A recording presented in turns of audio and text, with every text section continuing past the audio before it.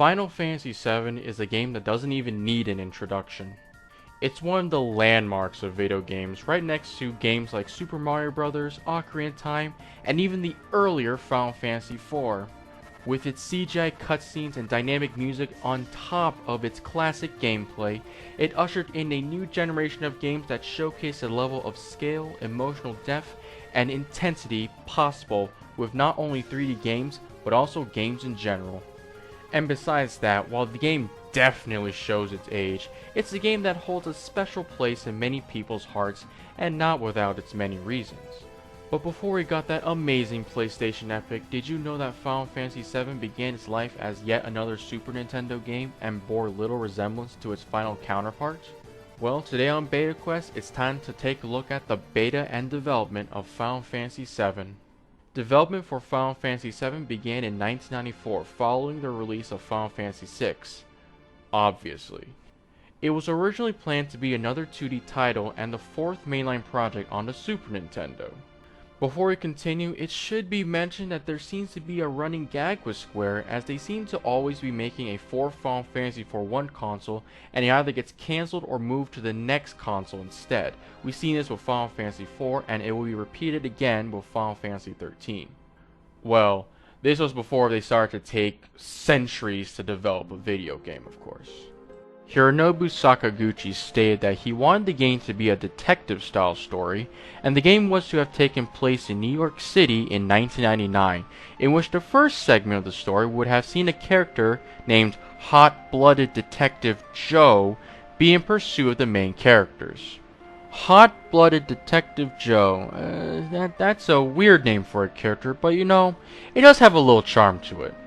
Outside of being pursued by hot-blooded Detective Joe, at some point in the story, the main characters will have also blown up Midgar, which was already present in this stage of development.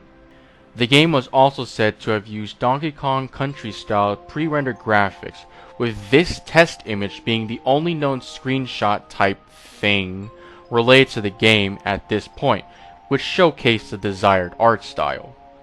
The game would have also been stored on a 64 megabit cartridge, which would have made it the largest cartridge on the Super Nintendo, far beating Tales of Phantasia and Star Ocean's 48 megabit cartridges. However, development on Final Fantasy VII would ultimately come to a halt early on, as the team would have had their attention diverted to focus on Chrono Trigger, and the game would not resume production until 1995. However, at that point, things would begin to change. At that point, the gaming industry was experiencing a radical change. The 32-bit era was fast approaching, and 3D games were starting to become the next big thing, with the Sega Saturn and Sony PlayStation showcasing these awesome new 3D games. Not to mention, the Sega 32X, 3DO, and Atari Jaguar were already out at this point, the last of which boasted 64 bits of gaming awesomeness. Well, the 64-bit thing is debatable for the Atari Jaguar, as is awesomeness for those other consoles. But the point is, 32-bit and maybe 64-bit and 3D gaming was quickly approaching. Square was getting caught up in the 3D hype around this time, and wanted the Final Fantasy series to move into 3D, lest the series be left behind and forgotten about, at least according to them. Around this time, the Final Fantasy team created a tech demo using Silicon Graphics technology that was made to showcase what a Final Fantasy game could look like on these 3D consoles. The demo, based on Final Fantasy VI, showcased Locke, Terra, and Shadow fighting various monsters with impressive animations and graphics for the time. Despite not being a playable demo, it was an interactive one, where viewers can control the camera angles and draw certain symbols that will cause specific events to happen.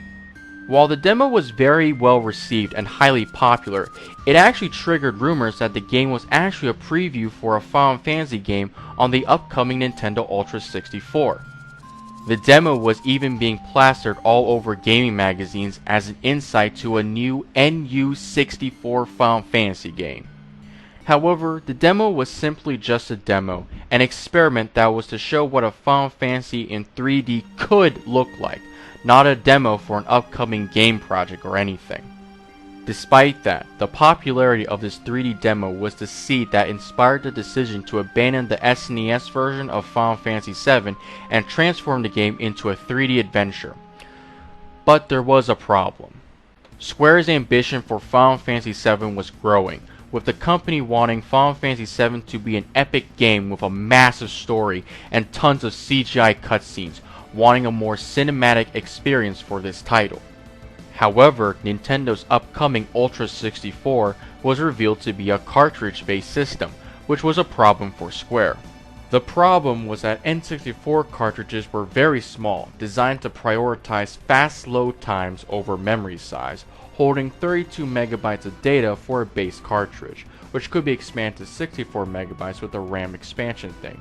Compare this to CDs, which, while the load times were far slower, could store between 600 to 700 megabytes of data, 10 times that of an N64 cartridge. Their special type of game was to be an ultra-massive title, so massive that such a game would require dozens upon dozens of cartridges to properly fit the game, which would have been prohibitively expensive and unwieldy for consumers.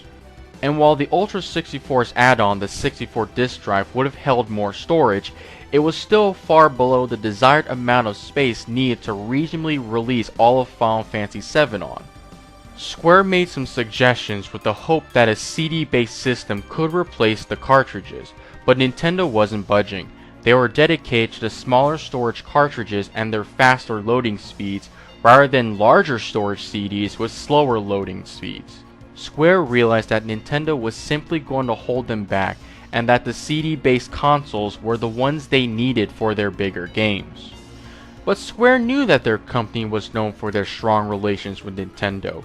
Virtually all their games were Nintendo exclusives. Should they risk it all for grander ambitions? Well, as we can probably guess, the answer is yes. Square made the ultimate choice to abandon Nintendo. After considering Sega for a bit, they ultimately decided on going with Sony for their ambitions, probably because of the Saturn's infamously nightmarish hardware. Final Fantasy VII would resume production with 120 artists and programmers, using Power Animator and Soft Image 3D software, and a budget of over $30 million, making the game one of the biggest projects at the time. The game would later be released in 1997 to an explosive success, revolutionizing the Final Fantasy series and RPGs everywhere into the third dimension, and popularizing JRPGs in the West for years to come. But now, we get into the beta of Final Fantasy VII on the PlayStation, in which various changes were made to the game, some of which could have resulted in some pretty cool sequences had they been left in. To begin, many of the developers originally wanted to have Final Fantasy VII use 3D backgrounds with pre-rendered characters, a likely evolution of the original SNES art direction that would have resembled that of the PlayStation 1 Dragon Quest games. However, the leads ultimately went with the inverse of 3D characters with pre-rendered backgrounds, since the developers wanted to have the game transition as seamlessly as possible between the flashy CGI cutscenes and the actual gameplay. The choice was also made because 3D models could convey more emotion than sprites did, and the pre-rendered backgrounds could be used to showcase realistic looking environments and allow for a more cinematic presentation, something the team wanted to do.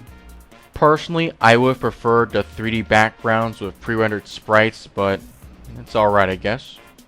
Originally, the story was going to be larger, with Yuffie and Vincent being more involved in the story as main characters, although due to time constraints their roles and events were dramatically reduced and rendered optional in the story.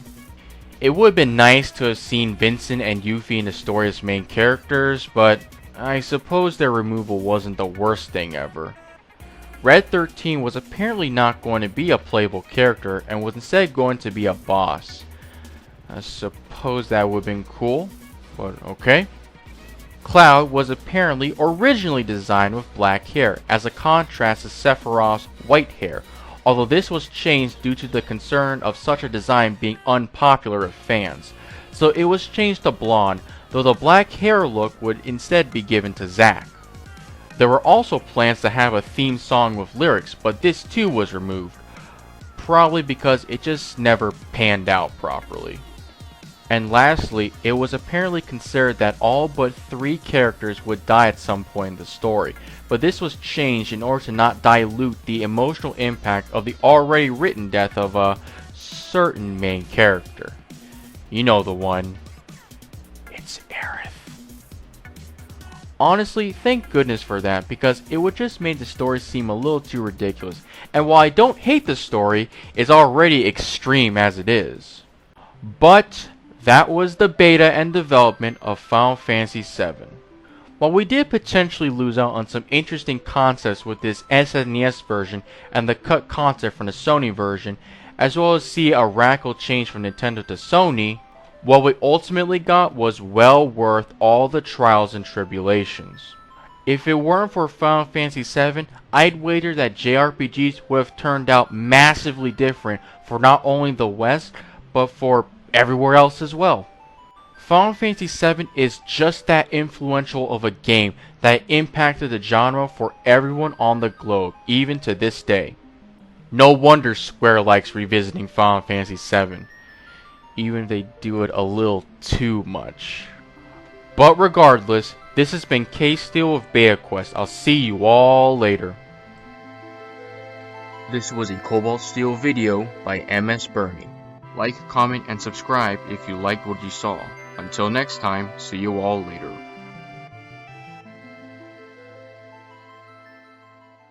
Makes you feel eerily like CD load times.